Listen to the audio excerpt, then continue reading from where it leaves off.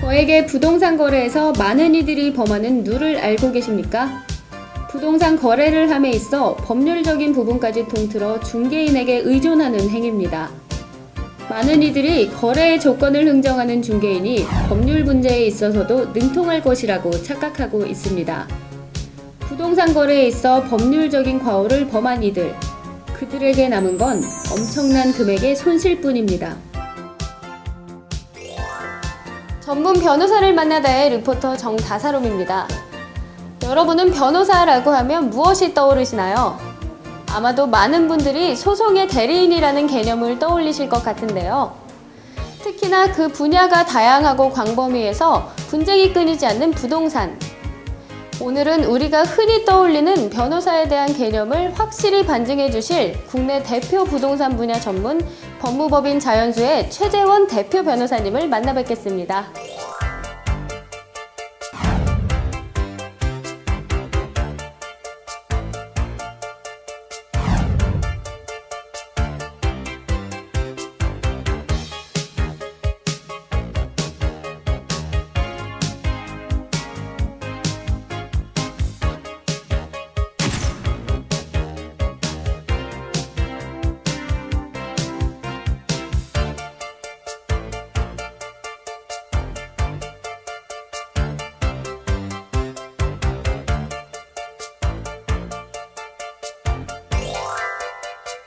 변호사님 안녕하세요. 반갑습니다. 네, 작년에 법무법인 베스트에서 법무법인 자연수로 명칭이 바뀌었는데요. 말씀에 앞서 이 자연수에 대한 소개 말씀 부탁드릴게요. 저희들이 법무법인 베스트에서 법무법인 자연수로 명칭이 변경이 된 것이 작년 8월입니다. 8월에 명칭이 변경이 되면서 제가 대표 변호사를 맡게 됐습니다. 제가 법무법인 베스트에 합류한 게 한 2년 전인데 그리고 나서 작년 8월에 대표 변호사를 맡으면서 저희들이 그 대법관을 역임하셨던 신정철 변호사님을 고문으로 모시고 그리고 제가 대표로서 좀 전면에 나서고 그래서 기존에 저희들이 부동산 분야를 중점적으로 했는데 법인 전체로 보면은 부동산뿐만 아니라 해외 이민 유학 그리고 저희들은 뭐 형사 분야 이렇게 아주 강점이 있는 그런 법인입니다.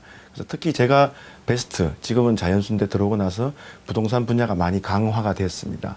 그리고 제가 부동산 분야를 좀 더 특화시키고 역량을 키워보기 위해서 법무법인 자연수에 합류하게 된 것입니다. 네, 변호사님은 이 부동산 분야를 전문적으로 특화시키신 계기가 있으신가요? 제가 그 2002년도에 처음 변호사 개업을 하고 많은 고민을 했습니다. 앞으로 우리 법률 시장도 개방이 되고 변호사 숫자가 아주 증대할 것이다. 그래서 고민하던 차에 그 인터넷으로 많은 사람들이 정보 접근을 하고 그래서 인터넷과 어떤 부동산 분야, 그 전문 분야를 고민하다가 우리 일반인들이 법률적으로 가장 많이 접촉하는 부분이 부동산 분야입니다. 그래서 이걸 홈페이지를 만들어서 전문 사이트를 만들면 어떨까? 그러니까 10년 전에는 그런 사이트가 없었습니다. 그냥 변호사들이 뭐 누구 변호사, 누구 법무법인 이렇게 이제 사이트가 있었는데 전문을 표방하는 사이트가 없었는데 제가 2002년도부터 부동산 전문 사이트 지금 현재 명칭은 rium.co.kr인데 그걸 개설을 하면서 제가 한 10년간 아주 많은 이제 부동산 관련해서 실무적인 경험을 쌓고 그렇게 함으로써 어떤 일반인들한테 보다 많은 어떤 법률적인 어떤 서비스 제공, 정보 제공, 분쟁에 대한 해결을 할 수 있지 않을까 그렇게 하면서 이제 사이트를 부동산 전문 사이트를 개설한 게 제가 전문화된 특별한 계기라고 볼 수 있습니다. 네, 실제로 변호사님은 국내 부동산 분야를 대표하고 계신데요. 또 고시계라는 월간지에서 한국을 이끄는 전문 변호사로도 이렇게 선정이 되셨어요. 또 승소율도 굉장히 높다고 들었습니다. 이 소송을 승소로 이끄시는 변호사님만의 노하우가 있으신가요? 저는 그 높은 승소 실적이 저를 나타내는 자표라고 생각하지는 않습니다. 지금까지 변호사 생활을 하면서 제1의 원칙으로 삼고 있는 것이 바로 고객 만족입니다. 이 고객 만족이라는 말은 결국 고객과의 소통인데 이 소통을 어떻게 진행하는가에 따라서 저는 소송의 어떤 승패가 결정이 된다고 생각합니다. 실제로 의뢰인하고 소송을 진행하면서 그분들하고 많은 얘기들 나눌 때 통계를 내보니까 승소율이 아주 높아지더라고요. 그리고 이게 소송을 하다 보면 결과가 좋지 않을 때도 있습니다. 그런데 소송 진행 과정에서 같이 소통을 의뢰인과 원활히 했을 때는 그 의뢰인분들이 크게 불만을 가지지 않는 경험을 많이 했습니다. 그래서 저는 소송을 진행하면서 의뢰인의 의견에 귀를 기울이고 그리고 의뢰인한테 신뢰감을 잃지 않기 위해 진심으로 노력하는 편입니다. 그러다 보니 자연스럽게 소송의 결과가 좋아진 것 같습니다. 네, 이 부동산 분쟁은 계약 분쟁이나 집합 건물 분쟁, 또 재개발 재건축 소송 등 이 관련 분야가 굉장히 다양한데요. 이렇게 다양한 부동산 관련 분야 소송을 해오시면서 특히 기억에 남는 소송은 없으신가요? 제가 예전에 그 일본인 분이 대표이사로 있는 회사의 어떤 그 공장 부지 매매 계약 사건을 맡은 적이 있습니다. 제가 1심에서 패소를 했습니다. 패소를 했는데 저희 우리나라 분들 같으면 1심에서 패소를 하면 90%는 다른 변호사를 찾아갑니다. 근데 그분은 2심에서 저를 맡겼습니다. 그래서 제가 그 사건을 맡을 때부터 이 사건은 승소 가능하다. 근데 다른 변호사는 이기기 힘들다고 얘기를 했습니다. 근데 1심에서 졌는데 사실은 저한테 맡기지 않을 거라고 생각했습니다. 근데 그 일본인 대표가 있는 그 회사에서는 저를 2심에 맡겼고 그래서 제가 더 열심히 소송을 했습니다.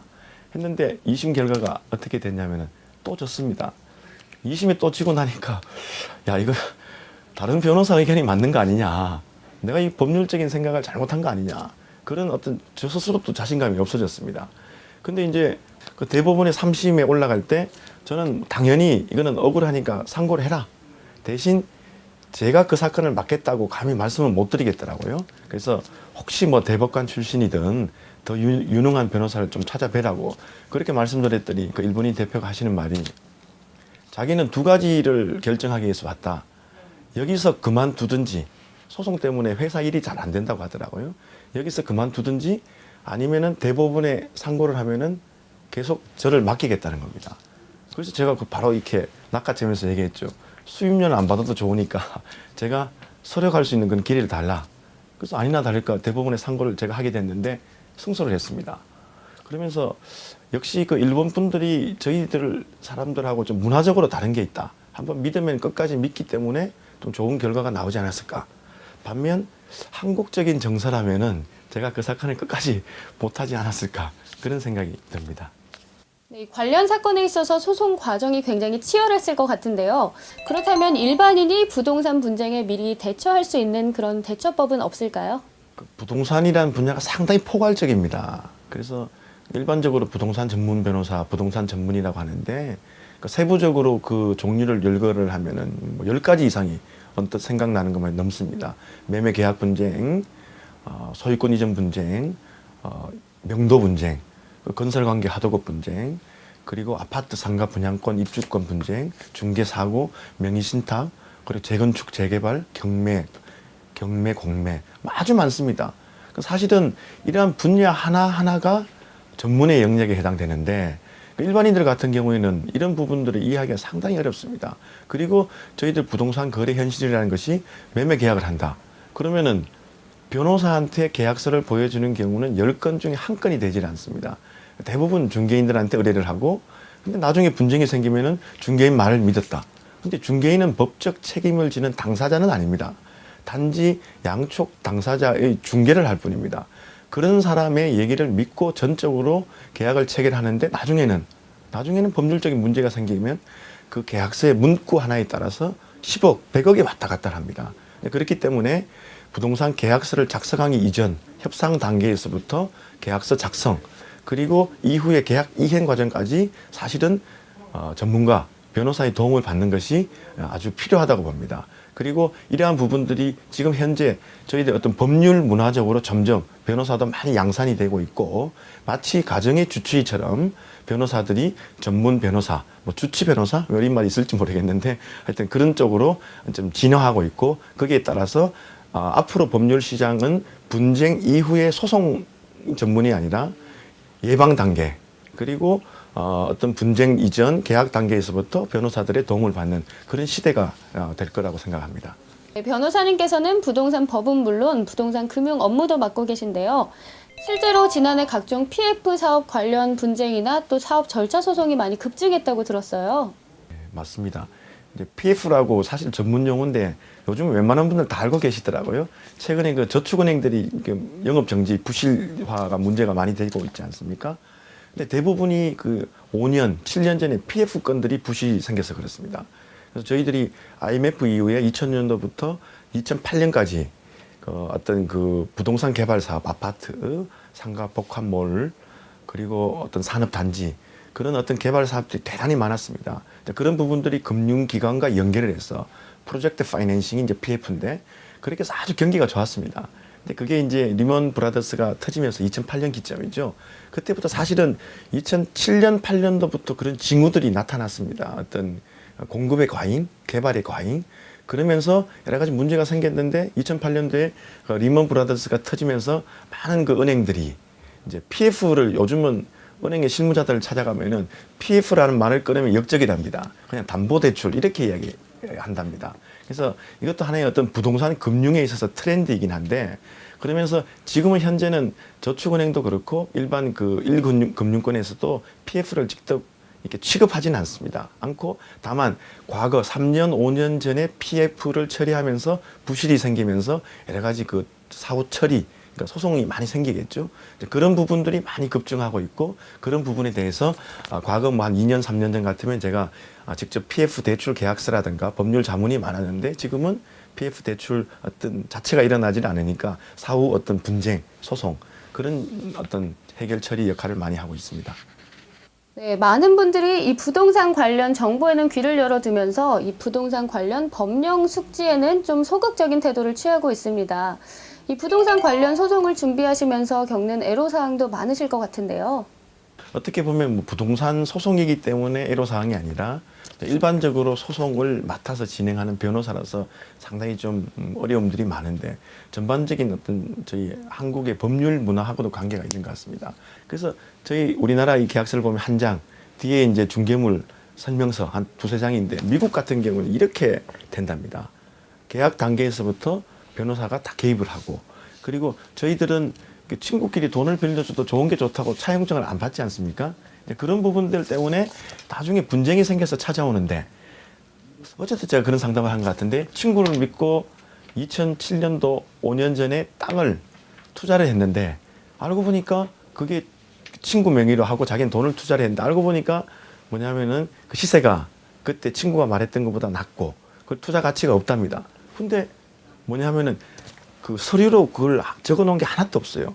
만약에 문제가 생기면 어떻게 그러면 이걸 매도를 해서 돈을 나누고, 그 어떤 지분 비율에 대해서도 합의가 없고, 문제는 뭐냐면은 우리나라 분들이 그 어떤 투자 내지 계약을 할 때 좋은 게 좋다는 식으로 중요한 부분에 대해서 메모를 하질 않습니다. 근데 그렇다 보니까 정작 분쟁이 생기면은 이제 그러한 사실 자체를 입증하기가 어렵다는 겁니다.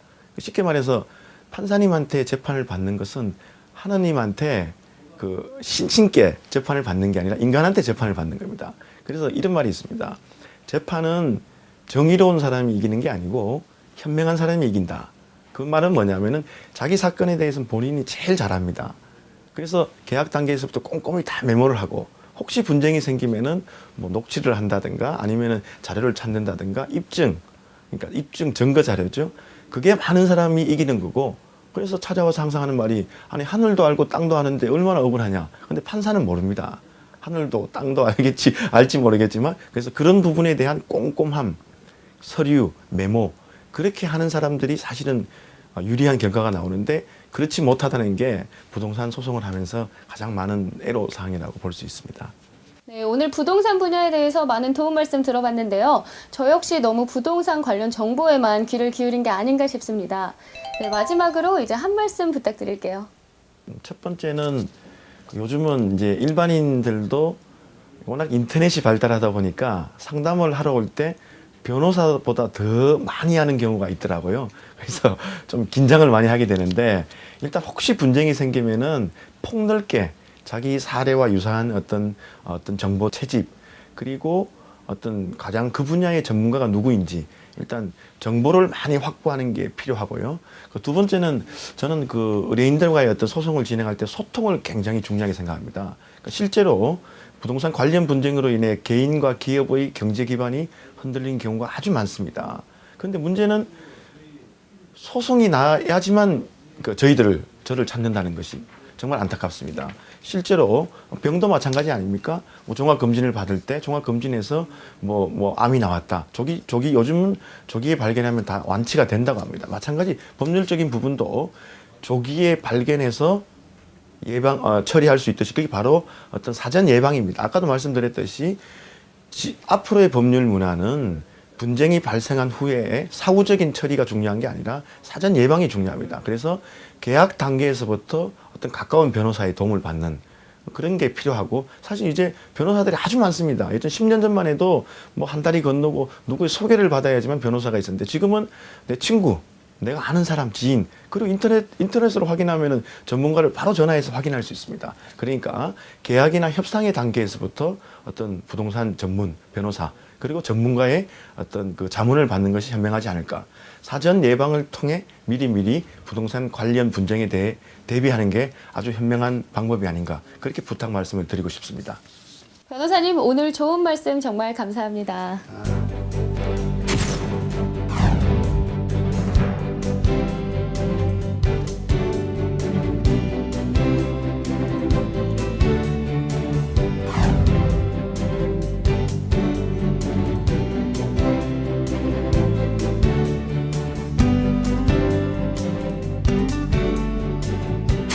오늘은 법무법인 자연수의 최재원 대표 변호사님께 부동산 분야에 대한 도움 말씀 들어봤습니다.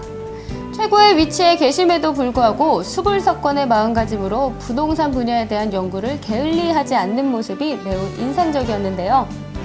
법무법인 자연수와 최재원 대표 변호사님의 앞으로의 행보가 기대됩니다. 지금까지 전문 변호사를 만나다의 리포터 정다사롬이었습니다.